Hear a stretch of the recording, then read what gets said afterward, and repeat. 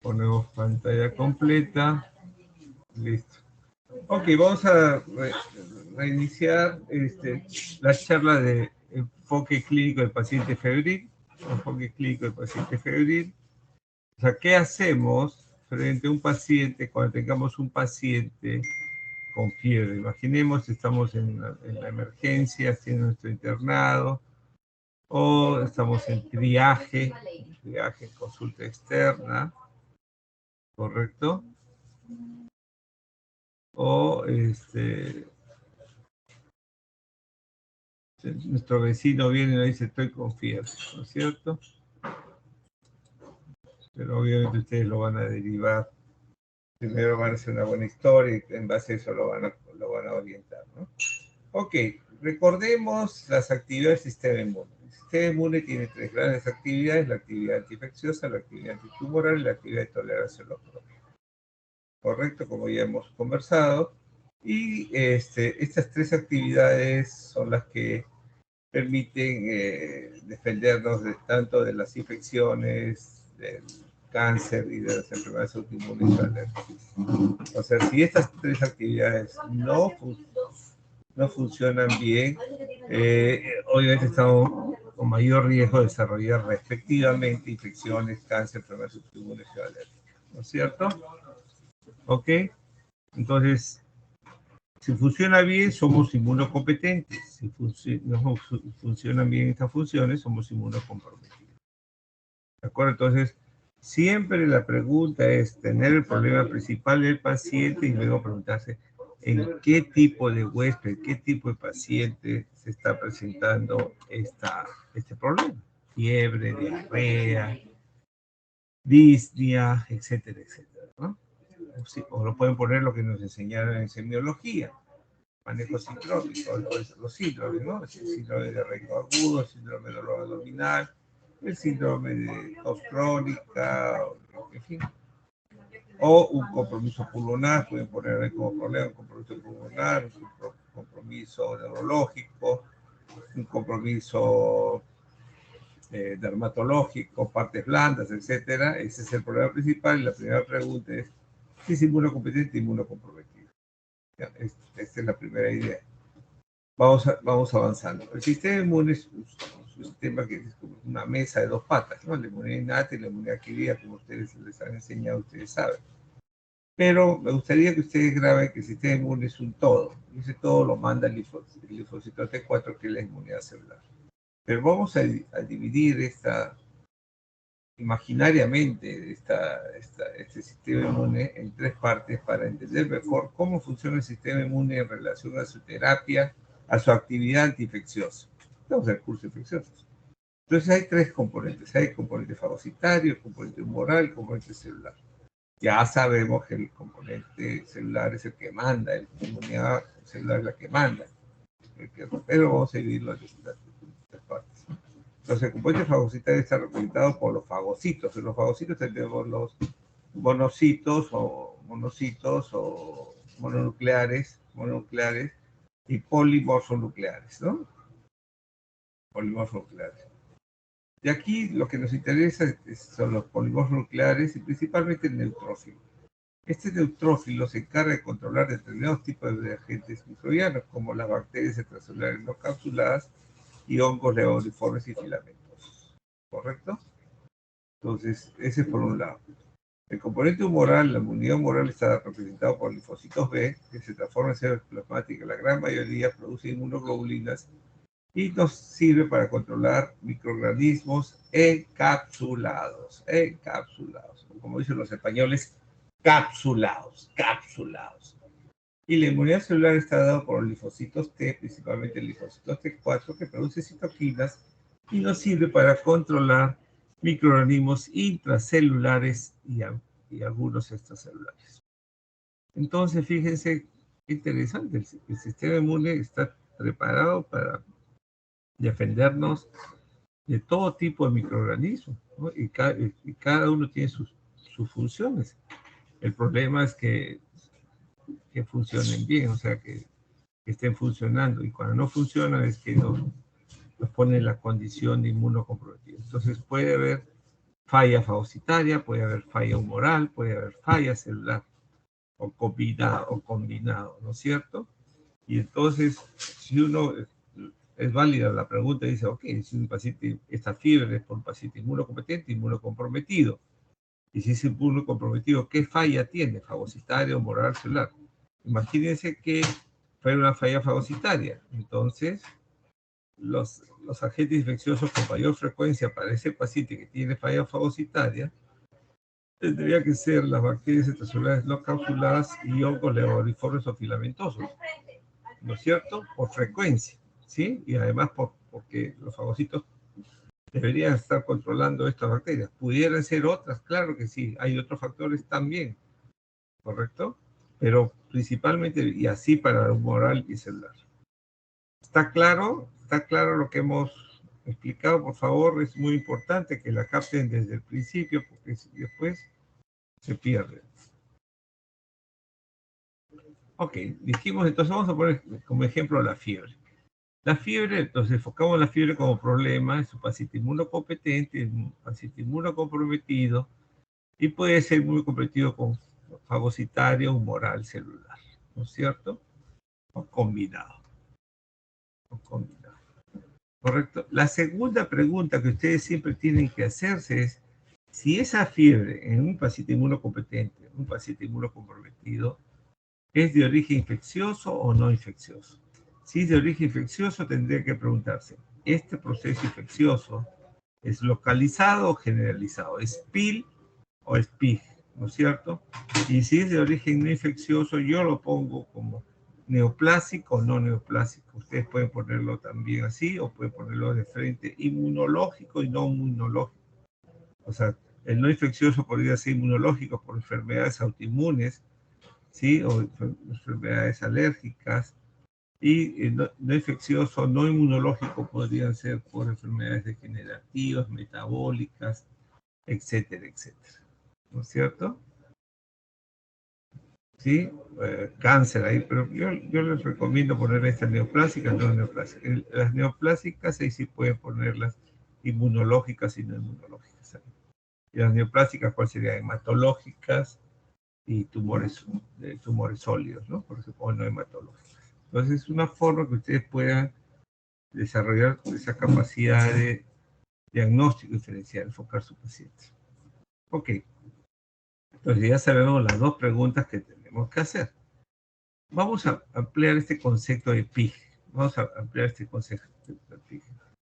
Si yo tengo un paciente que tiene fiebre más de 5 a 7 días, ¿tiene compromiso el resto o compromiso el sistema monocito macrófago? ¿No es cierto? Monocito macrófago.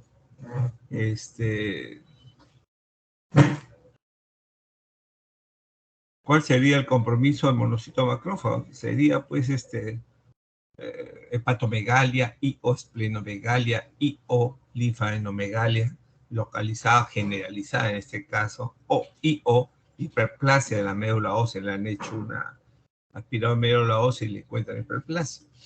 Y además tiene compromiso general, o sea, se siente mal, está tóxico, no tiene foco. O sea, si llega un paciente de ese tipo a la consulta o a la emergencia, le hacen esa historia, y dice, ok, mi primera pregunta es si es paciente inmunocompetente o es paciente inmunocomprometido, ¿no es cierto? Paciente inmunocompetente, inmunocomprometido. Y la segunda pregunta sería si es de origen infeccioso o no infeccioso. Si es de origen infeccioso, eso se llama proceso infeccioso general o proceso infeccioso generalizado. Y si es no infeccioso, asumimos que no es infeccioso, neoplásico, no neoplásico. Si es neoplásico, hematológico, no hematológico. Si es no neoplásico, inmunológico, no inmunológico. ¿De acuerdo? Entonces, es la forma que ustedes pueden enfocar a los pacientes. Pero para eso, ¿qué necesitan? Tener sistematización, ser ordenado el pensamiento y sobre todo tienen que tener información. Tienen que estudiar y tienen que tener una biblioteca en la cabeza, ¿no es cierto? Ok, vamos a buscar, a poner algunos ejemplos de procesos infecciosos generalizados frecuentes en el Perú. Bacterianos, por ejemplo, la fiebre tifoidea, la brucelosis aguda, la tuberculosis, la bartonelosis, que es la enfermedad de Carrión, pero la fase aguda febril anemizante,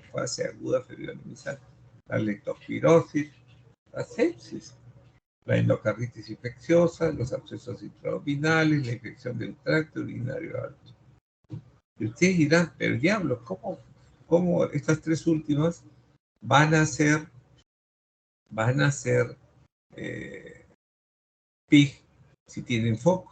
Endocarditis es la válvula, el absceso intraabdominal, los propios abscesos, y la infección del tracto urinario alto, que es la pielonefritis aguda, es el riñón, las vías urinarias.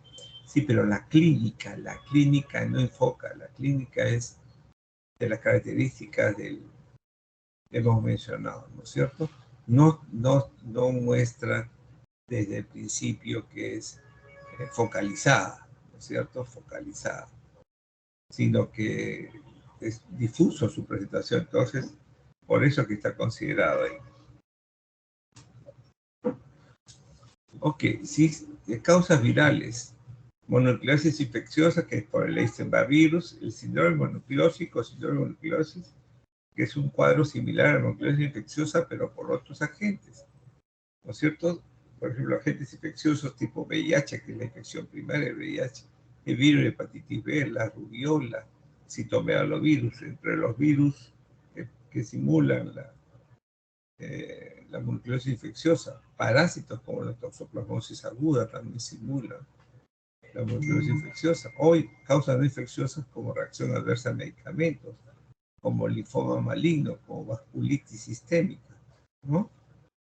Causas parasitarias, toxoplasmosis aguda, malaria. Y causas fúngicas serían las fungemias, o sea, el hongo en sangre. El hongo en sangre simula perfectamente el cuadro.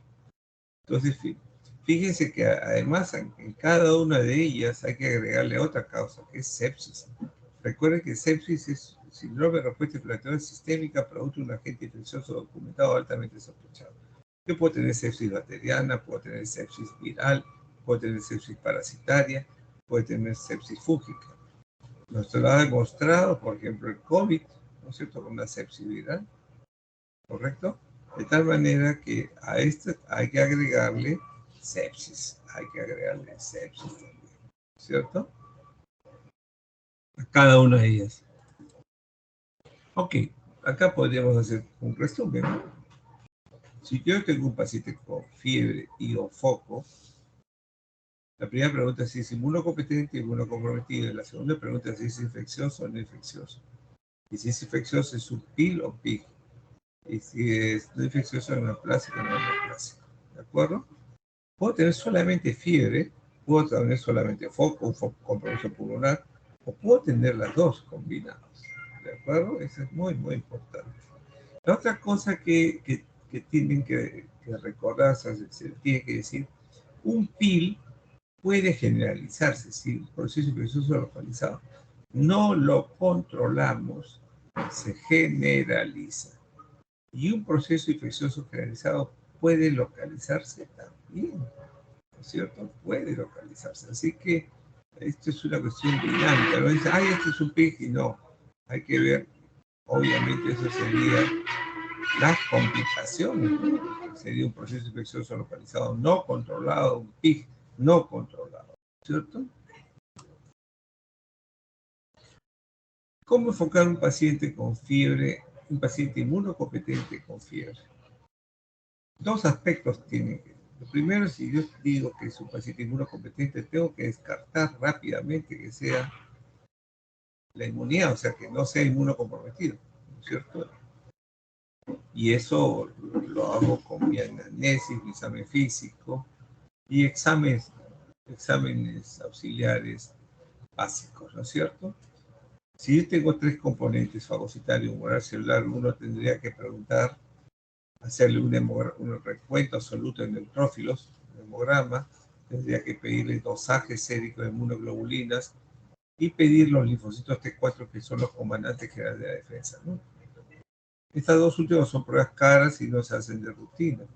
Entonces, el otro sí, hemograma, podemos sacar el hemograma, y las otras dos tendríamos que descartarlas con una buena anamnesis.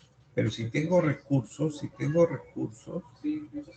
sí pediría los AGC de globulinas y el CD4 y CD8, ¿no?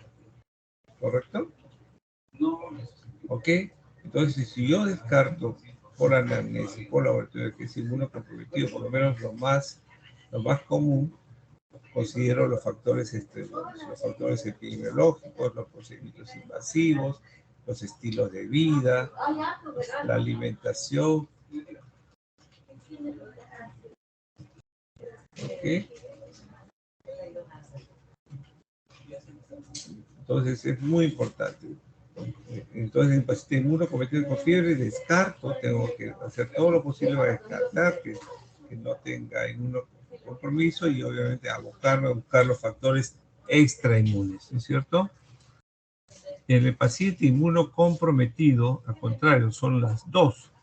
Saber qué tipo de inmunocompromiso tiene, más qué factores extrainmunes. Bien, ¿de acuerdo? Entonces se complica más la cosa, ¿no? En el paciente inmunocomprometido es más difícil, más trabajoso. Cuando ustedes busquen diagnóstico, siempre consideren 3 parámetros: el dato epidemiológico, el cuadro clínico y los exámenes auxiliares. En los exámenes auxiliares obviamente se piden normalmente los hematológicos, los bioquímicos, ¿sí?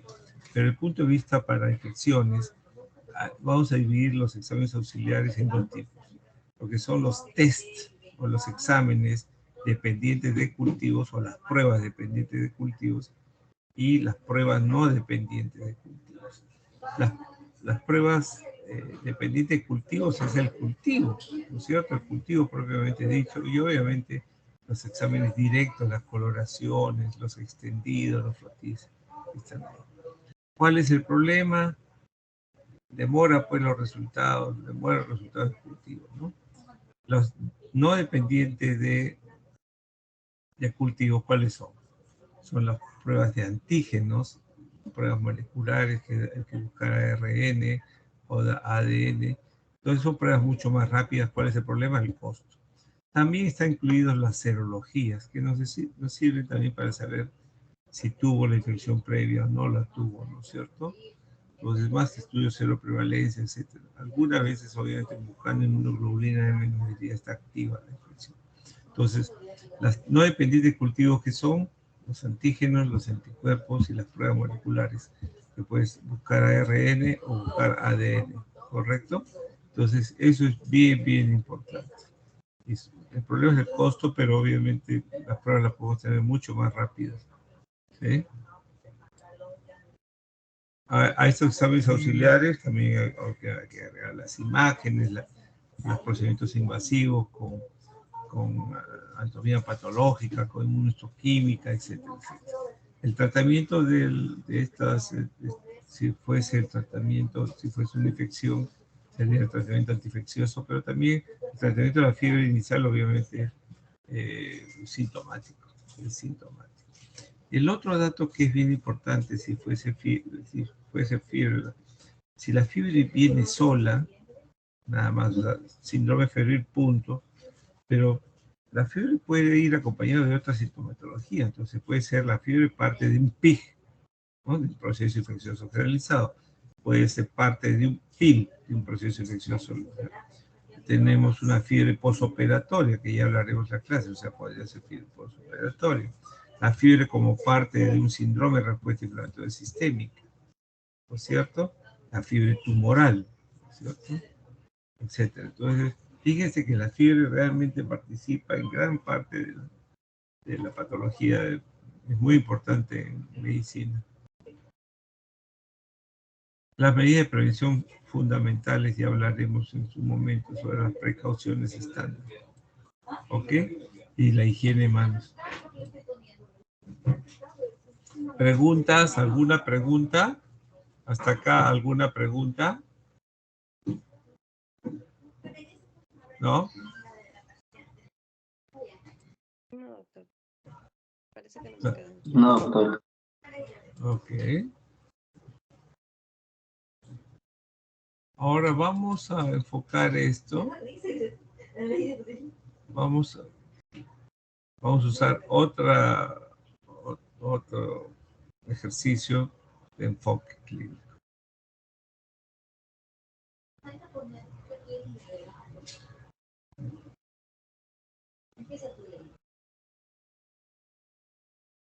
Ok.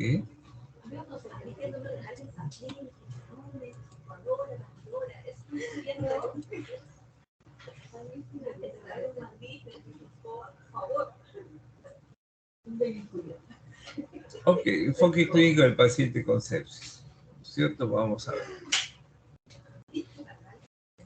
En la siguiente clase va a ser, vamos a hablar de sepsis, pero vamos a adelantarnos un poquito y a ver, en la siguiente clase puede haber algunas modificaciones. Entonces, fíjense, acá hay una noxa. Noxa es todo lo que hace daño al ser humano, ¿no? Todo lo que nos hace daño. ¿Ok? Entonces, la noxa ataca al huésped. La noxa ataca al huésped. ¿Sí? Y el huésped, esta noxa puede ser de origen infeccioso o de origen no infeccioso. ¿Sí? Esta noxa. La noxa ataca al huésped y el huésped utiliza su sistema inmune para defenderse. ¿Correcto? Y eso se llama respuesta inmune. Esta respuesta inmune, el choque de la respuesta inmune contra la noxa, genera inflamación. Y esa inflamación puede ser localizada o puede ser generalizada. A esa inflamación generalizada es lo que se llama síndrome de respuesta inflamatoria del sistema. Síndrome de respuesta inflamatoria del sistema. Que vendría a ser el síndrome de respuesta inflamatoria sistémica, obviamente es el producto del choque, es la inflamación generalizada, producto del choque del sistema inmune con la noxa. Y esa noxa puede ser infecciosa o no infecciosa. Por lo tanto, el CIRS no te dice si es infección o no, si es de origen infeccioso o no. Te dice que hay una inflamación generalizada y que algo está pasando ahí, ¿no es cierto? Entonces, es la historia clínica, la anamnesis, el examen físico y los exámenes auxiliares que usted solicite, lo que va finalmente a aclararnos cuál es la etiología de este síndrome de respuesta inflamatoria sistémica. Entonces, ¿qué cosa es el síndrome de respuesta inflamatoria sistémica? ¿Cuáles son los criterios? Leucocitos mayores de 12.000 o menor de 4.000 o más de 10% bastonados, temperatura mayor de 38 grados centígrados o menor de 36 grados centígrados, frecuencia cardíaca mayor de 90 milímetros de mercurio, frecuencia cardíaca mayor de 90 latidos por minuto, y cuarto, frecuencia respiratoria mayor de 20 por minuto o un PCO2 menor de 32 mililitros de mercurio. Si yo tengo dos criterios, de los cuatro tengo dos criterios o más, ese paciente tiene síndrome de respuesta inflamatoria sistémica. ¿De acuerdo? Tiene síndrome de respuesta inflamatoria sistémica. Y si no lo tiene, pues busque que no vaya a tener localizado. Entonces vamos a poner el CIRS como el problema. Y vamos a poner el ejemplo. El síndrome de respuesta inflamatoria sistémica. Inmunocompetente, inmunocomprometido, si es inmunocomprometido, si es fagocitario, humoral, celular, combinado, si es infeccioso o no infeccioso. Buenos días. El síndrome de respuesta inflamatoria sistémica. Perdón un ratito. Perdón.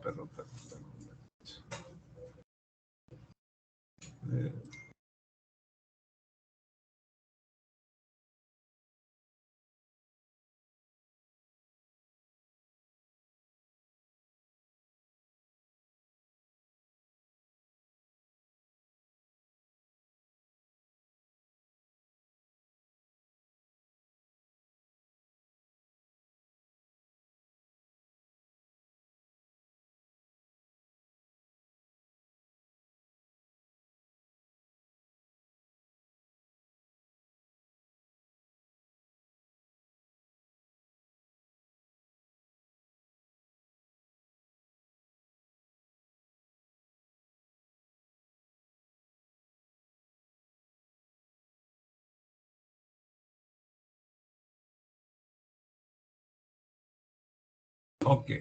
Entonces, volvemos a tenemos el síndrome de respuesta inflamatoria sistémica y inmunocompetente y inmunocomprometido.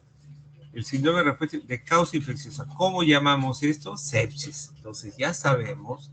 Sepsis, hemos aprendido. Sepsis, ¿qué cosa es? Es el síndrome de respuesta inflamatoria sistémica producto de un agente infeccioso documentado o altamente sospechado. ¿Qué cosa es el síndrome de respuesta inflamatoria sistémica?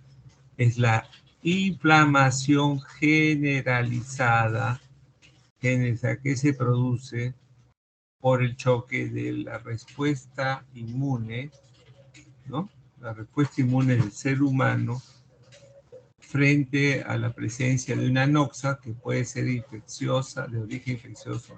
¿Se dan cuenta? Pues mire cómo lo estamos llevando para que entendamos bien lo que es el síndrome de respuesta inflamatoria sistémica y, a ver, y síndrome de respuesta inflamatoria sistémica y la otra es, ¿qué cosa es sepsis? ¿No? Sepsis ya vendría a ser, eh, el sepsis podría ser infeccioso o no infeccioso, pero la causa infecciosa de SIRS es lo que se llama sepsis. Entonces ustedes ya saben que sepsis es el SIRS de causa infecciosa.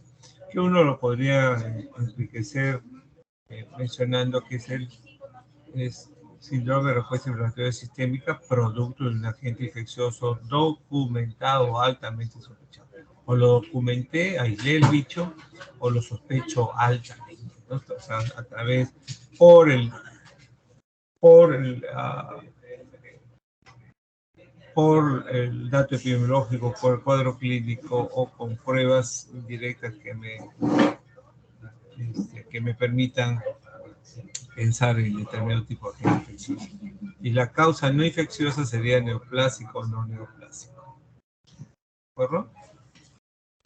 Hasta acá alguna pregunta, por favor. ¿Está claro?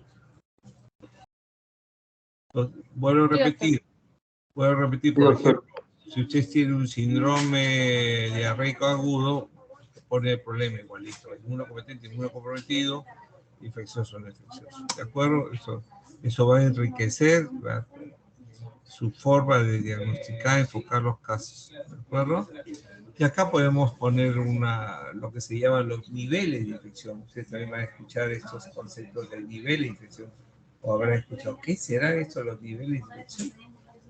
¿No es cierto? Ahí está, la noxa ataca al huésped. Esta noxa puede ser infecciosa o no infecciosa.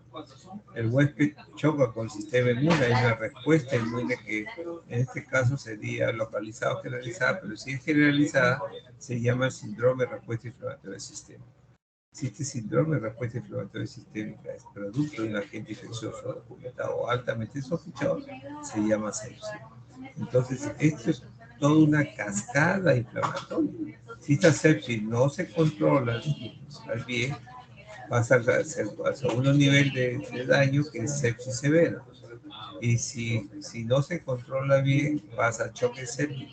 Y si no se controla bien, pasa a FOMS, falla orgánica multisistémica, o DOMS, disfunción orgánica multisistémica.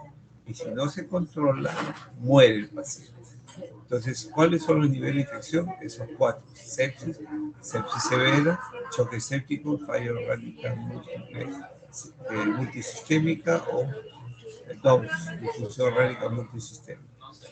Fíjense ahí, podemos recuperar a los pacientes de cualquier nivel, pero obviamente la lógica de cosas nos dice que en la medida que nuestro diagnóstico y nuestra intervención sea tardía, habrá menos posibilidades de rescatar al paciente, ¿no es cierto?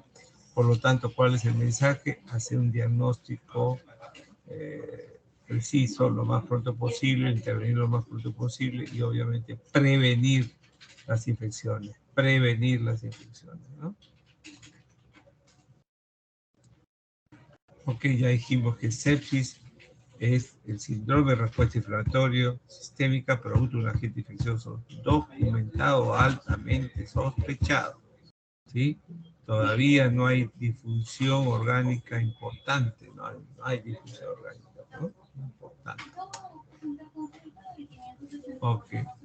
Luego, si no se controla la sepsis, pasa a sepsis severa. Esta inflamación persistente lleva a que el órgano presente disfunción orgánica. ¿Cuál sería la disfunción orgánica? ¿Cómo la representaríamos? Como hipotensión arterial o hipoperfusión tisular. Hipotensión arterial y o hipoperfusión tisular. Entonces, ¿qué sintomatología tendría? Oligoanuria, trastorno sensorio, acidosis metabólica, acidosis láctica, hiperbilirubinemia, retención nitrogenada, etcétera, etcétera, ¿no es cierto? Y además tiene otra característica, sepsis severa, que si yo le administro fluidoterapia, recupera, desaparece esa hipotensión. Entonces, esa hipotensión, esa hipoperfusión son reversibles. Entonces, esa es la característica de la sepsis severa, ¿no es cierto? Pero si no se resuelve esto, sigue el siguiente nivel de cascada, que es el choque séptico, que sería obviamente la acentuación de la hipoperfusión tisular, la persistencia de la hipotensión arterial, que no se resuelve con fluidoterapia, y que requiere drogas vasopresoras, ¿no? Drogas vasopresoras. Entonces, cuando se requiere drogas vasopresoras y sabemos que hay un volumen intravascular adecuado para responder a los vasopresores y no hay una buena respuesta, estamos frente al choque séptico. Y si no se mejora, sobre todo dentro de la primera hora, ¿no es cierto?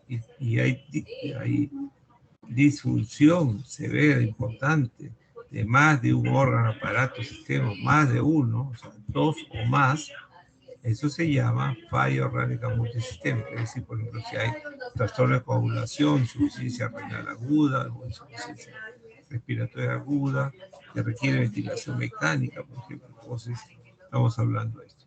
Y si no mejoramos esto, el siguiente paso es la muerte.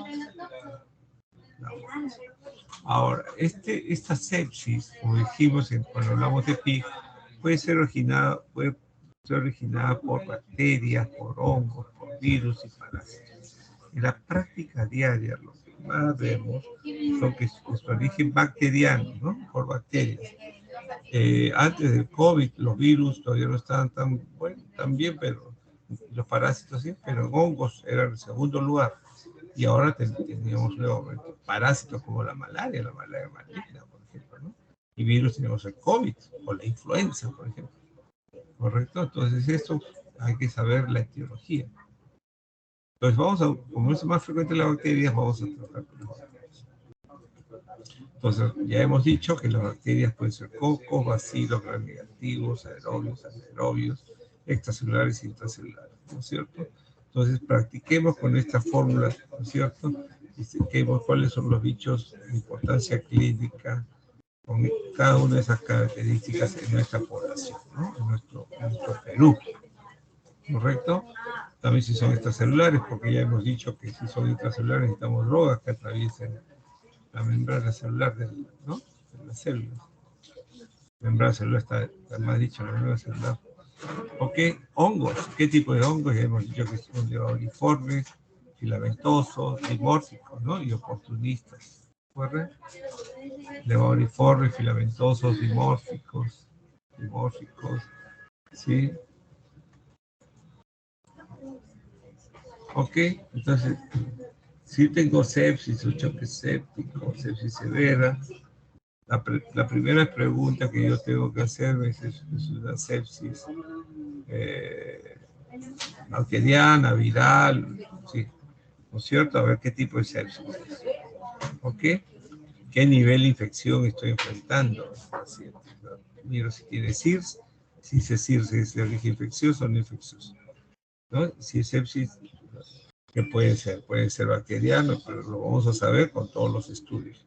Entonces, luego que me interesa saber si la sepsis es con foco o sin foco, con punto de partida, sin punto de partida, con nido de infección, sin nido de infección.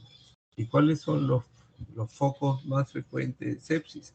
Foco urinario, foco pulmonar, foco cutáneo, foco abdominopélvico. Y cada uno de estos focos pues tiene una microbiota o agentes infecciosos que estarían involucrados en el desarrollo de estas infecciones, ¿no es cierto? Obviamente hay otros focos, pero les pongo los más frecuentes. Entonces, acá hay otro concepto. Sepsis más bacteremia, sepsis sin bacteremia, ¿no? Sepsis con fungemia, sepsis sin fungemia, sepsis con viremia, sepsis sin viremia. Entonces, sepsis con parasitemia, sepsis sin parasitemia. ¿Qué cosa quiere decir sepsis? Sepsis significa síndrome de respuesta inflamatoria sistémica producto de una infección documentada altamente. Entonces, es la respuesta inflamatoria sistémica. Ahora, esta enfermedad sistémica puede cursar con bicho en sangre o sin bicho en sangre. ¿No es cierto? Con bicho en sangre, eso es otra cosa. Pero bacteremia significa bacteria en sangre. Viremia, que significa virus en sangre. ¿Qué significa fungemia, hongo en sangre? No nos dice sepsis. La sepsis puede ir con bicho en sangre o sin bicho en sangre. ¿Correcto? Entonces, sin foco, con bacteremia, sin bacteremia, en el caso de los, ¿no es cierto? Vamos, eso es bien, bien importante. Entonces, ¿cómo hacemos el diagnóstico? El dato epidemiológico, que todos los factores de riesgo, los factores predisponentes, los factores condicionantes, la clínica, fiebre, acá pueden poner pues, si tiene FIG, si tiene postoperatorio, exacto. ¿No? Buscando la clínica, si tiene tos, diarrea, en fin. Y de los exámenes auxiliares, lo que hemos dicho, ¿no? En los exámenes auxiliares hemos dicho, hay las pruebas dependientes cultivos y no dependientes cultivos. ¿No es cierto? Los dependientes cultivos, obviamente, como podría ser, tomaremos cultivos, surocultivos, hierocultivos, viricultivos, todo lo que pueda cultivar, las secreciones también, directos y cultivos. Y las pruebas no dependientes cultivos, que son antígenos, anticuerpos y moleculares, ¿no es cierto? Entonces eso obviamente también tiene para hacer las imágenes, para los proyectos invasivos, etc. ¿No? Las imágenes, radiografía, ecografía, tomografía, resonancia, ¿correcto? Entonces, entonces es muy importante eso, ¿no? Es muy importante que enfoquemos bien.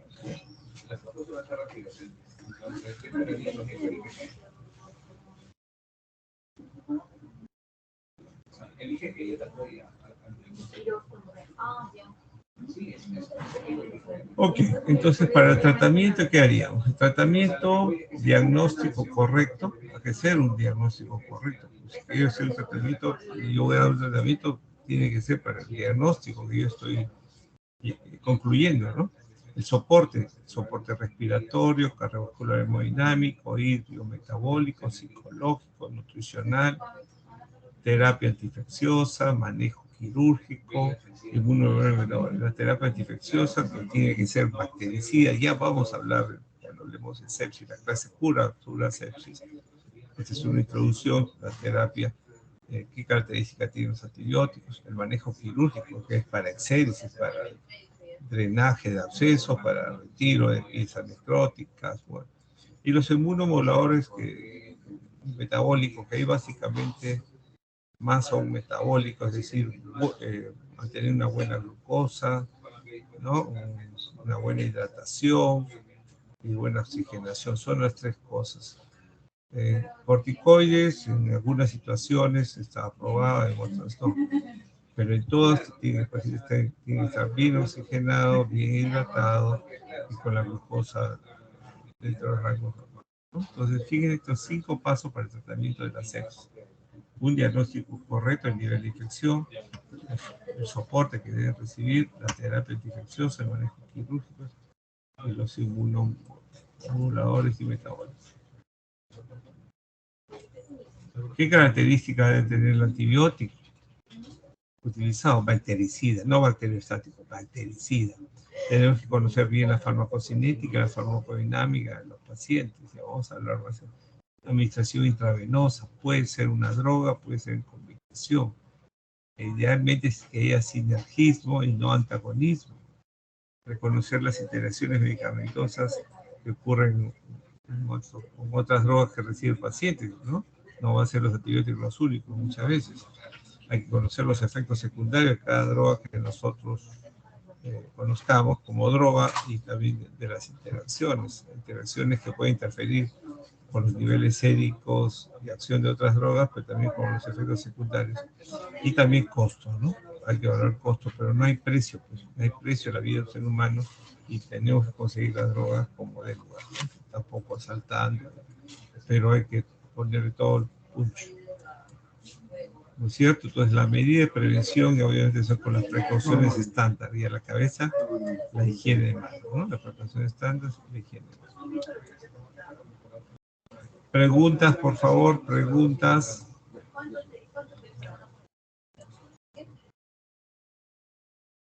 Preguntas.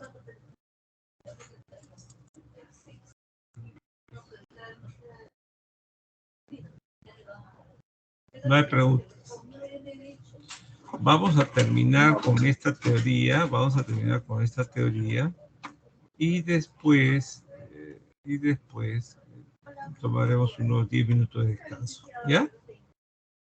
Me duele la garganta de estar hablando acá más de una hora. Ok. Esperemos que cargue el archivo. ¿Alguna pregunta, por favor? No puedo creer que no haya preguntas. Que haya entendido todo. ¿Alguna pregunta? No aparecieron sus compañeros, ¿no? Kumu y Jauregui, ¿no, doctora? Doctor, no nos han conectado todavía. No, ya. La eso va, compañera Jauregui me comentó, doctor, que tenía problemas de internet, que por eso no se pudo conectar. ya, pero puede ir al vecino, algún amigo, alguien que le preste, ¿no es cierto? Es cuestión de ponerle ganas. Ya no hay esa excusa que no tiene conexión y de estas cosas. ¿Cierto? Ok. Digo ahora para si a alguien más se le ocurre que no tiene conexión porque tiene que ir a hacer otras cosas, tiene al vecino. Recuerda que ya, aunque nos han vuelto a poner las mascarillas otra vez, podemos movilizarnos en la casa, ¿no? Y buscar al vecino, al amigo que nos preste su internet, si es que no lo está utilizando. Ok. Listo, entonces vamos a ver sepsis, un enfoque clínico para el siglo XXI. Ya esto ya lo hemos hablado. También este enfoque lo hemos hablado. También, esto ya está hablado. El síndrome de respuesta inflamatoria sistémica. Hemos mostrado el cuadro de la inflamación generalizada. Y de los criterios también está. Y que los 4 tipos de microorganismos son los que causan esto, y las bacterias lo tomamos como ejemplo por ser más frecuente. Pero fíjense que hay patologías o hay condiciones clínicas que pueden simular sepsis. Vean, condiciones, categorías cardiovasculares, endocrinas, circulatorias, respiratorias, de trauma, inmunes, obstétricas, toxicológicas. Léanlo y van a ver que pueden simular el cuadro, ¿no? Entonces, todo es sepsis. Claro que hay que pensar en sepsis muy frecuentemente. Y quizás lo primero que debemos pensar, pero miren el paciente, haga una buena historia y dice, esto no es infección, pero tiene que actuar mientras van pensando, tiene que ir actuando, interviniendo, ¿cierto? Ok, imaginemos las bacterias se meten en la sangre, se meten al cuerpo, ¿correcto? Y en sangre, las bacterias o los productos bacterianos producen una inflamación sistémica caracterizada por activación masiva de macrófagos en red y leucocitos circulantes, liberación de citoquinas, expresión de moléculas de adhesión en células endoteliales y desarrollo de hipotensión. Es decir, hay una cascada inflamatoria, ¿no es cierto? Y esta cascada inflamatoria produce el síndrome de respuesta inflamatoria sistémica. Puede ser localizada, puede ser, pero generalmente muchas veces tenemos que generalizar. Y si es de origen, obviamente siendo de origen infeccioso, se llama sepsis. El cuerpo humano, cuando tiene esta presencia bacteriana en el cuerpo, inmediatamente el sistema inmune se alerta, se prende, ¿no? Siempre está prendido vigilando, pero se alerta y y comienza a tomar las medidas correctivas, ¿no? Entonces, comienza una respuesta proinflamatoria con el objetivo de acabar con el microorganismo. Entonces, tenemos citoquinas proinflamatorias que van a intervenir en los mediadores inflamatorios. Factor de necrosis tumoral, la interleuquina 1, la interleuquina 2, el interferón gamma, la interleuquina 6. ¿No es cierto?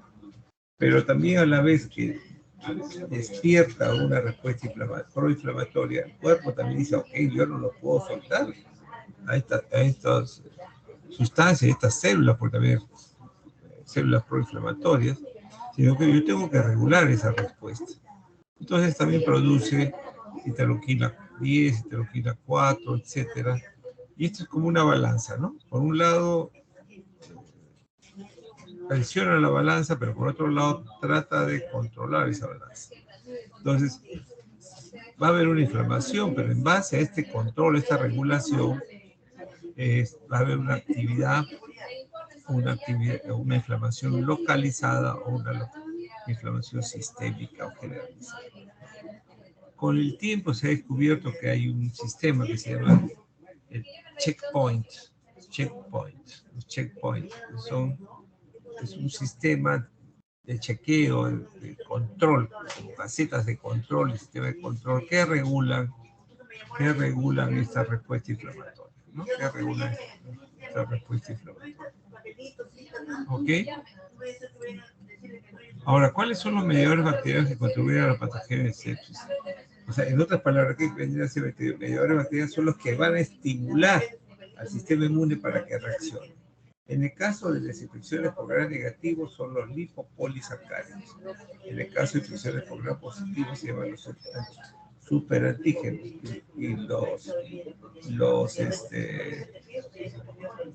Y los más fuertes son los lipopolisacáridos, ¿no? Los lipopolisacáridos son los más fuertes, los que inducen con mayor fuerza al sistema inmune. Y ¿quién comanda el sistema inmune? El linfocito T4.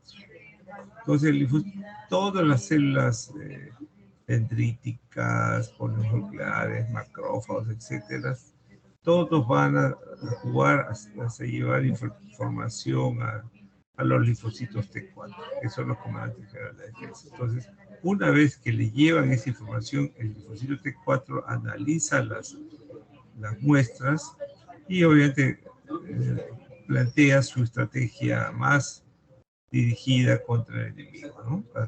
Y a través de cómo envían ese mensaje, utilizan las citoquinas. Y las citoquinas van a ir a avisar pues digamos, ¿cómo sería? Los FOEs, las Fuerzas de Operaciones Especiales, que aquí en Perú, y cómo serían los gringos, cómo se llaman los SEALs, ¿no? Los SEALs, que son la fuerza élite, ¿no? ¿Cierto? Entonces, todas estas citoquinas van sobre los linfocitos T helper tipo 1, los TH1, para desencadenar una respuesta proinflamatoria, ¿no? Entonces producen el factor de necrosis tumoral alfa, interferón gamma, la interleuquina 2, la interleuquina 6.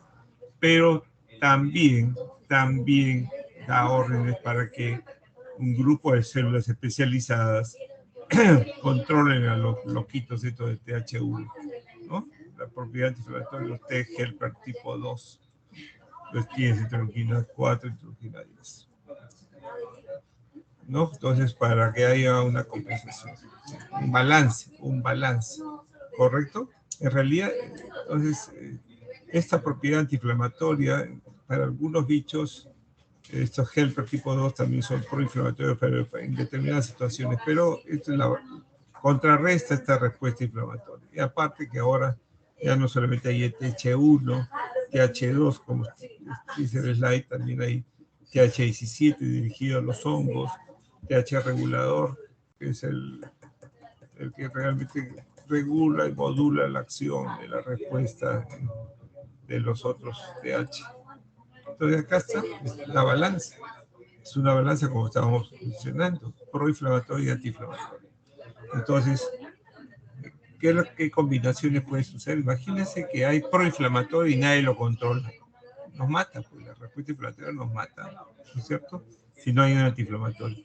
¿Qué pasa si ingresa un bicho y predomina el antiinflamatorio? No hay respuesta. No hay respuesta, nos mata también, pues el bicho, ¿no? En el proinflamatorio nos mata la respuesta inflamatoria. Y en la antiinflamatoria nos mata la anergia, ¿no? La falta de respuesta, ¿cierto? Ya, ese sí nos mata el bicho, ¿correcto?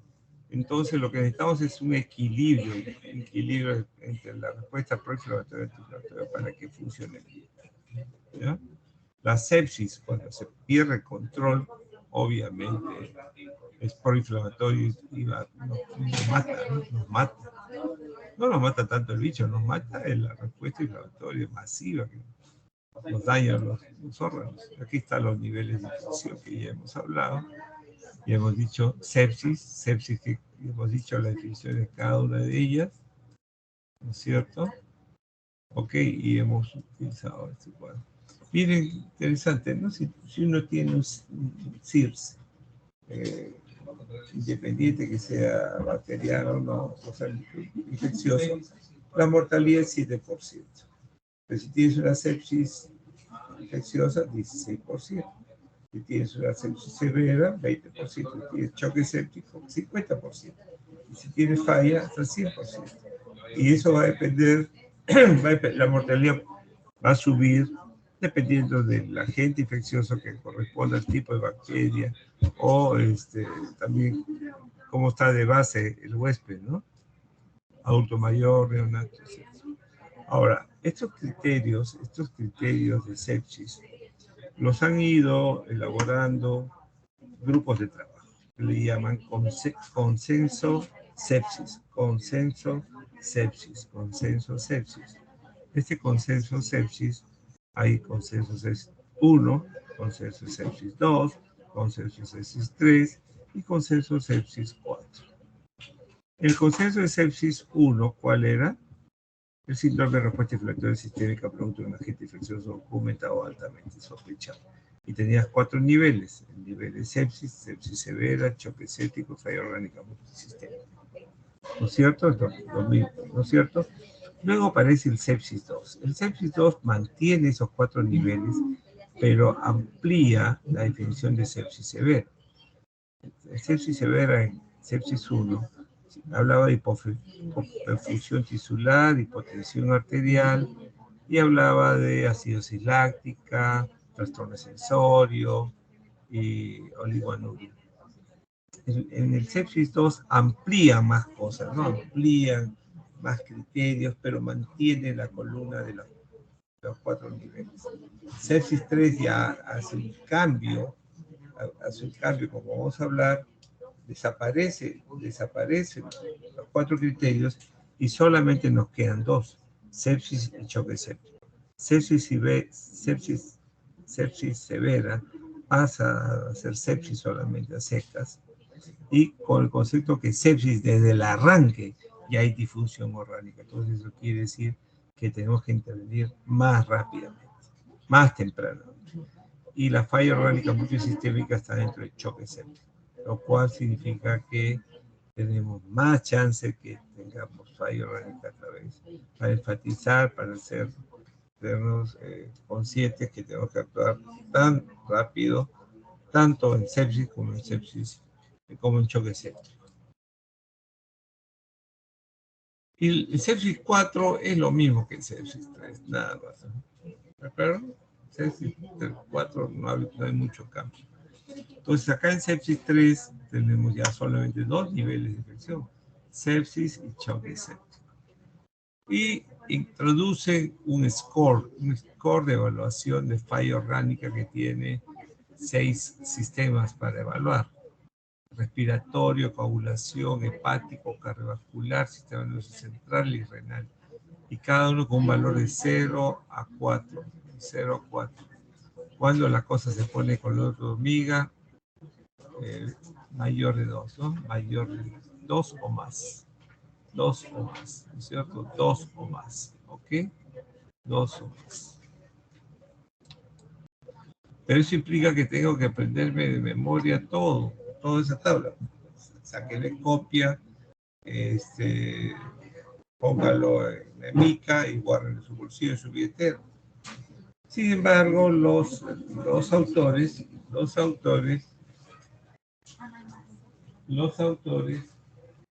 a ver, si se ponen más derechito, porque todos somos derechitos, una fila ahí. Ok, muy bien. Y entonces, dijeron, ok, vamos a hacer un score más chiquito, que es el Quick Sofa, un score rápido, Quick Sofa, ¿no? Y pusieron 3 criterios. La frecuencia respiratoria mayor de 22 o más por minuto, el estado mental alterado, que es el Glasgow, la escala de coma de Glasgow, menor de 15, que lo ponen menor de 13, y la presión arterial sistólica 100 o menos. Si yo tengo 2 o más es un SOFA positivo. Vamos a discutirlo y vamos a conversar. Si yo tengo un quick SOFA menos de 2, tengo que pasar al SOFA grande, el SOFA papá, ¿no es cierto? Pero si yo tengo un SOFA 2 o más, me sugiere sepsis. Pero igual voy a tener que pasar al SOFA papá. ¿Por qué? Porque la sepsis, yo tengo que ver el grado de disfunción orgánica que tiene, ¿no? Si ya tiene sepsis. Y en esa tablita del SOFA papá me hablan de disfunción del sistema. Entonces, igual tendría que pasar. Se ha visto que este quick SOFA, los intensivistas han dicho no, en pacientes críticos no funciona. No funciona, no sirve. Entonces, mucha gente lo utiliza en no intensivos. En la emergencia, sí, también lo pueden usar. En la evaluación de los pacientes, ¿no es cierto? Pero no UCI, no críticos, ¿de acuerdo? Entonces, para el diario. Ahora, pucha, pero me ha enseñado el SIRS y ahora me enseña el SOFA. ¿Cómo es el asunto? Entonces, el SIRS tiene mejor sensibilidad. El Quick SOFA aumenta especificidad para mortalidad y predicción de disfunción orgánica. En otras palabras, hay que usar las dos. Aunque hay gente que ya no usa el Quick SOFA, sino usa el SOFA papá de frente, el SOFA grande. Pero sí, para no críticos todavía puede ayudar. Entonces, fíjense qué nos dice el SIRS. Si ustedes ven un paciente con SIRS, que tiene SIRS, usted lo dice, no es normal, ¿no es cierto? No es normal, algo pasa, pero yo no sé cuál es la etiología, yo no sé si es infección o no, ¿no es cierto? Mire el paciente, tal vez es un paciente neutropénico, un inmunocomprometido, tiene que pensar siempre en infección, pero tiene SIRS, entonces algo me dice, algo pasa. Pero cuando yo le uso el Quick SOFA o el SOFA papá, le digo, ok, uno dice, diablos, si pasa algo y eso, ese algo, si no actuamos rápido, se va a morir, y obviamente si no actuamos rápido, esa disfunción orgánica va a avanzar y también vamos a perder paciente. Va a ser causa.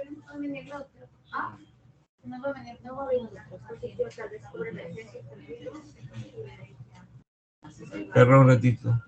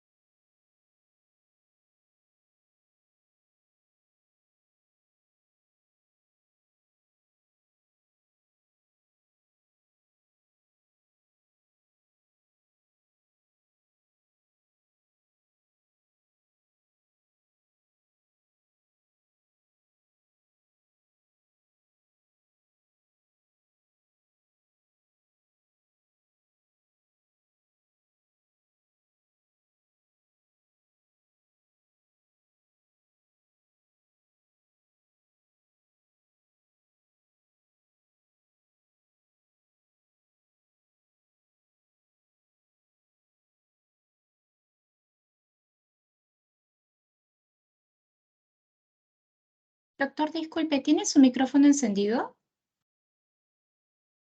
Ok, ya está apagado. ¿Ya está? Ok, Sí, vamos. ahora sí se la escucho, gracias. Perfecto. Gracias por avisar. Entonces, vamos a usar cuáles son las medidas más efectivas eh, eh, que nos permiten actuar frente a un paciente con sepsis o choque séptico. ¿De acuerdo? ¿Sí? Entonces, eso se llama bundle. Bundle. ¿Cuál es el bundle? El bundle del manejo de sepsis, que son las medidas más efectivas para el manejo de sepsis o choque séptico. Entonces, si yo estoy frente a un paciente con choque séptico o con sepsis, primero tengo que hacer pues, la historia clínica, la anamnesis, todo, es decir, tiene SIRS, tiene sepsis, ¿no es cierto? O tiene choque séptico, ¿correcto? Entonces, ¿qué cosa hago yo? Mido lactato. Me tomo una muestra para lactato, rápido, entonces el lactato, ¿correcto? Segunda medida es el inicio, toma de hemocultivos. 2 sets de hemocultivos. 2 sets de hemocultivos. ¿Qué significa 2 sets? 2 frascos. Los frascos son un frasco para aerobio y un frasco para anaerobio. Son 2, quiere decir que hay 4 frascos. 2 para aerobios y 2 para anaerobios. Entonces, tengo 2 brazos. Tengo 2 brazos. Jeringa de 20 centímetros en cada brazo. Extraigo 20 centímetros de sangre venosa en cada brazo. Y 10 centímetros en un frasco para aerobio, 10 centímetros en un frasco para anaerobio. El otro igualito, ¿cierto? Con toda la técnica necesaria para toma de hemocultivos para aerobios y anaerobios, ¿de acuerdo?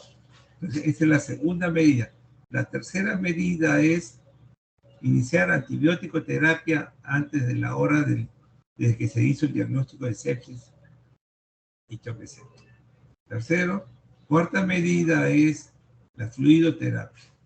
La fluidoterapia. Entonces, uno tiene que medir la presión al paciente con sepsis. O choque séptico. Si tiene una presión arterial media menos de 65 mililitros de mercurio, no podemos mantener, porque eso es una hipoperfusión grave, importante. ¿De acuerdo? Entonces, ¿qué necesito? Mantener una presión por encima de ese valor, 65 o más.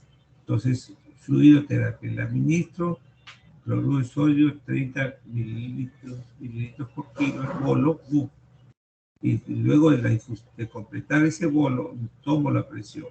Si esa presión supera la presión arterial media que hemos mencionado y,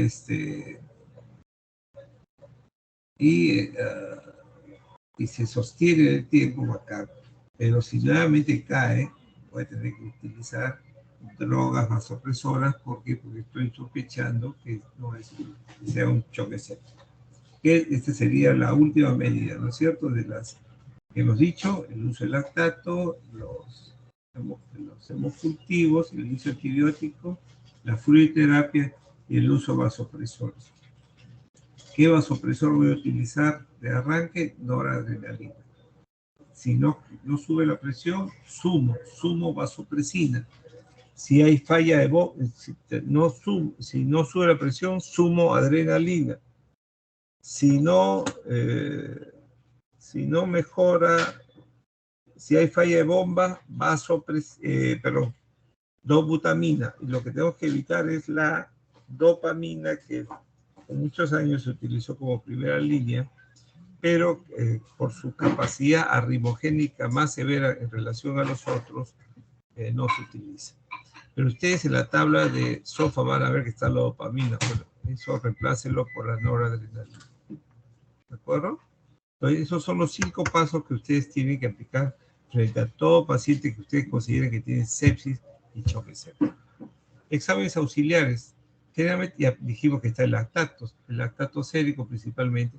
Podemos pedir procalcitonina para ver presencia bacteriana y obviamente las imágenes, ¿no? La radiografía de tórax, tomografías, ecografías, etc., ¿no?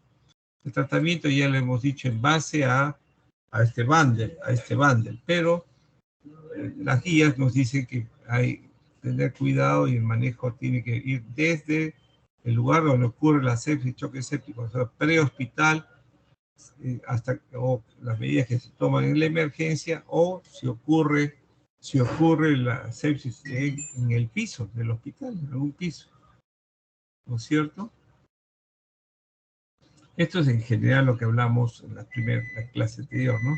El diagnóstico correcto, el soporte que tenemos que aplicar, la terapia antiinfecciosa, el manejo quirúrgico y los inmunomoduladores y metabólicos, que principalmente es buena hidratación, buena oxigenación y normoglicemia, ¿no? Ahora todo se hace dentro de la primera hora. Todo se hace en la primera hora. Pero hace algunos años decía las primeras 6 horas, ¿no? Las primeras 3 horas tú tenías que medir el lactato sérico, los 2 sets de hemocultivos, administrar el antibiótico a la primera hora en lo posible, porque si no le agregas, por cada demora después de la primera hora, le agregas mortalidad. Y administrar fluidoterapia isotónica, 30 mililitros por kilo frente a hipotensión, o si ya tiene un lactato mayor de 4 milimoles, ¿no? Si ya tiene más de 4, pucha, tiene una hipoperfusión de la patada. Y algunos dicen menos de 2 en el caso de lo que era la sepsis severa, en la disfunción orgánica, pero menos de 4, más de 4 es la terrible. Y luego las primeras 6 horas administrar vasopresores para mantener una presión de 65. Y luego reevaluar y control el lactato cuando el control del lactato lo tienes siempre y cuando tengan más de 2, ¿no? Claro, cuando está marca por la hipoperfusión tisular, ¿no? Entonces, estos 6 se han convertido en 1. Los han cogido los 4 primeros y han subido el primero de las 6 horas y luego obviamente tiene que haber un monitoreo.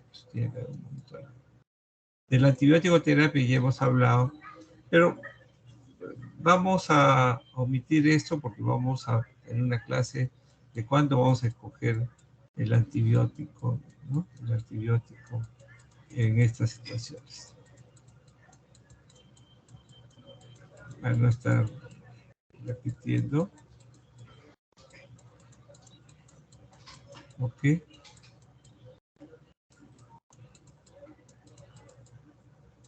La prevención ya hemos dicho, la precaución es estándar. Ya, vamos a ver eso. Ok.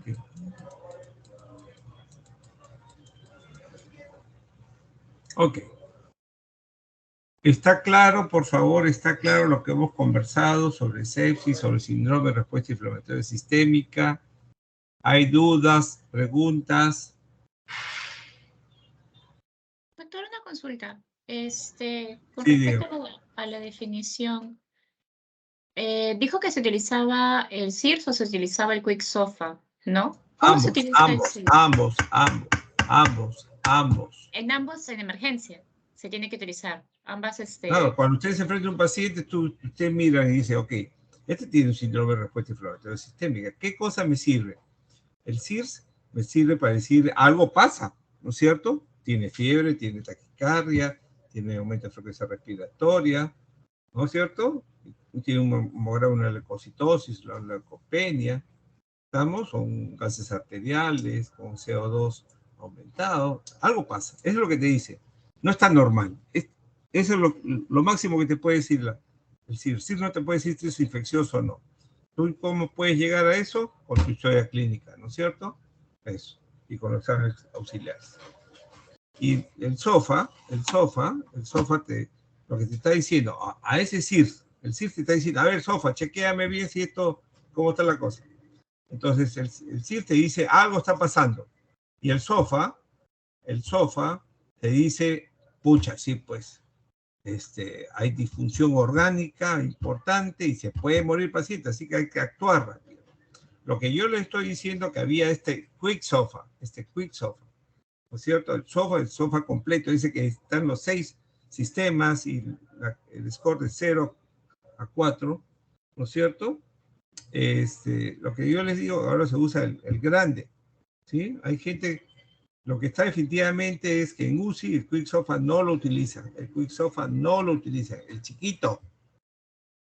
Ese chiquito lo está utilizando fuera de UCI. Entonces, ¿qué quiere decir? Que yo fuera de UCI Si yo tengo un CIRS, ¿puedo ir a hacer mi Quick SOFA? ¿Me va a ayudar? Finalmente, si tiene menos de 2 o más de 2, voy al Quick SOFA papá, al grande. Entonces, prácticamente se está dejando de lado este Quick SOFA.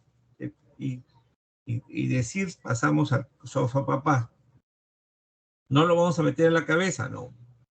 Saquemos copia, lo enmicamos y lo tenemos en nuestro bolsillo. ¿De acuerdo? A utilizarles. Hay otros que ya están dejando el sofá y usan unos nuevos scores que se llaman News, que se llaman M-News y así. ¿De acuerdo? Se están buscando otros scores para utilizar. Lo que yo les digo es que siempre tienen que utilizarse los dos, porque el CIRS es muy sensible. El CIRS te dice, diablos, algo está pasando. No te dice que sea infeccioso, pero algo está pasando. Entonces tienes que ponerte mosca y entonces y el CIRS te dice, ok, al sofá, a ver si hay difusión orgánico y a ver si se te puede morir. Pueden aplicar más de 2 scores, buscar otros scores, Apache, etcétera, por eso es lo que usan en UCI, ¿no es cierto? Score sepsis, hay otros, pero la idea es que ustedes manejen sus scores, ¿sí?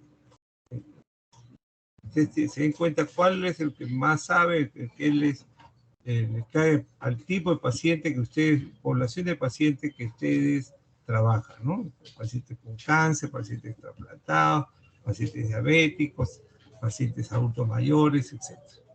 ¿Está claro? Pero siempre tengan en cuenta esos dos, siempre, paralelo, siempre, siempre. ¿Ya? ¿Preguntas? ¿Preguntas? Bueno, ok. Si no hay preguntas, son 9:37. 10 minutos, 9:50 nos encontramos. ¿Está viendo, delegada? Sí, doctor, está bien. Muy bien.